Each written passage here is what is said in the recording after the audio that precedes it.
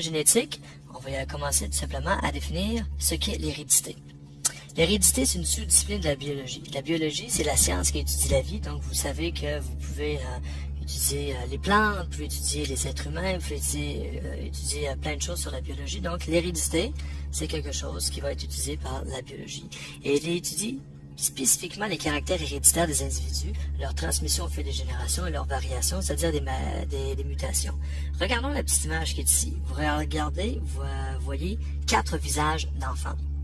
Vous avez déjà entendu sûrement les phrases « Ah, c'est le portrait craché de son père c'est sa mère, ça n'a pas de bon sens » ou encore une autre phrase qu'ils ne peuvent pas renier leur lien de sang parce qu'ils se ressemblent tellement entre frères et sœurs. Et qu'est-ce qui va faire en sorte que vous ressemblez tant? C'est les caractères héréditaires qui vous ont été transmis par vos parents.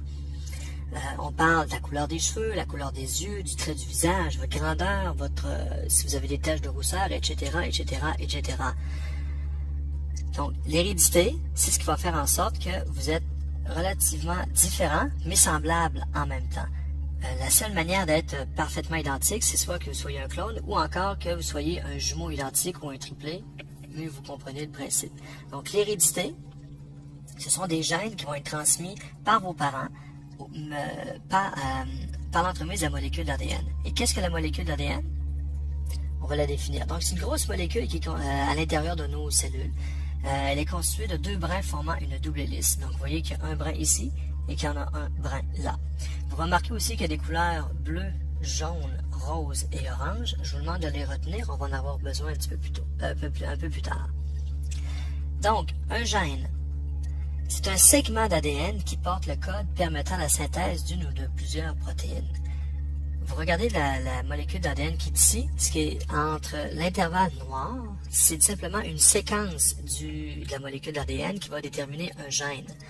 Le gène, n'importe quel gène, c'est-à-dire résistance au froid, est-ce que votre sang va être de tel type, de telle couleur, ou ça à la limite. Je sais qu'il y en a qui sont capables de former un U avec la langue, donc il y a un gène responsable de ça aussi. Si votre pilosité, c'est les plus avancée que d'autres, c'est un autre gène qui va être responsable de ça. Donc, la molécule d'ADN est constituée de segments appelés nucléotides. Donc, un nucléotide, c'est composé de 3 choses, c'est-à-dire une base azotée, un phosphate et un sucre.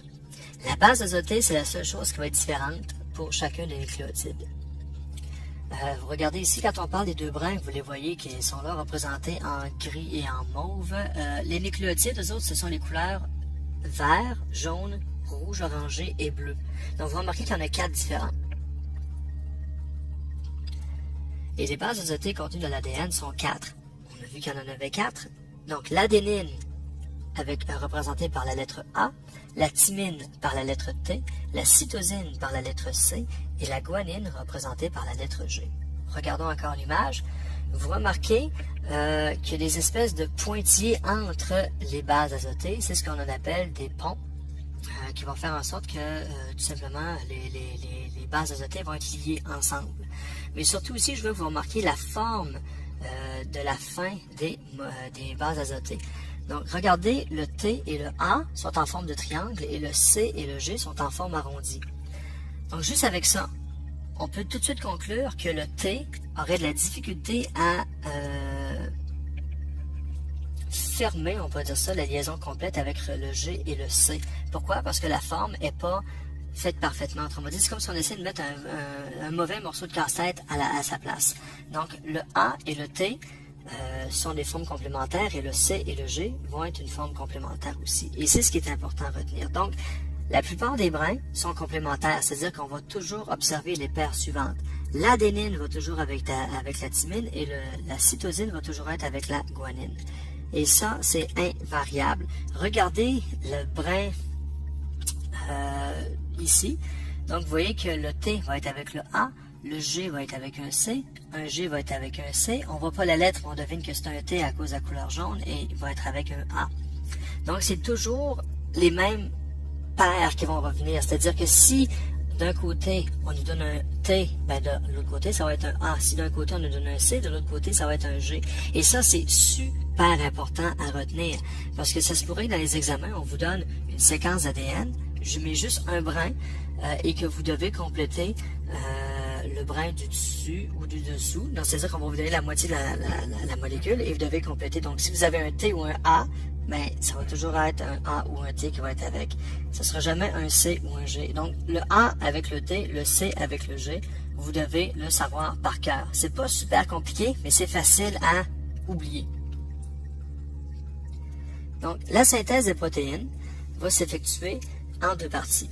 Donc, elle va être contenue dans l'ADN. Donc, elle comporte deux étapes, c'est-à-dire qu'il va y avoir une transcription qui va se faire à l'intérieur du noyau de la cellule et il va y avoir une traduction qui va se faire à l'extérieur du noyau de la cellule, soit au niveau des ribosomes. Juste regardez sous le petit vidéo, j'ai vu une image d'une cellule indiquant le noyau où sont les ribosomes aussi. Donc, la transcription, c'est-à-dire que la cellule, lorsqu'elle a besoin de créer des protéines, ou quand on parle de protéines aussi, on peut parler de n'importe quelle hormone qui peut fabriquer